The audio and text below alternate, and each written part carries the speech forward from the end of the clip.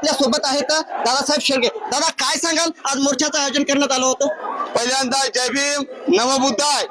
आज जो मोर्चा निघालेला आहे तो बिहार सरकारने संविधानाच्या बेसिक स्ट्रक्चरला तडा देऊन हा कायदा चालू केलेला आहे. मुळातच हा कायदा या देशामध्ये संविधान लागू होण्याच्या पूर्वीचा आहे. जेव्हा 26 जानेवारी 1950 ला देशामध्ये संविधान लागू झाल्यानंतर हा कायदा मुळातच बिहार सरकारने संपूर्ण टाकणं आवश्यक होतं. या कायद्याचं विसर्जन करणं आवश्यक होतं.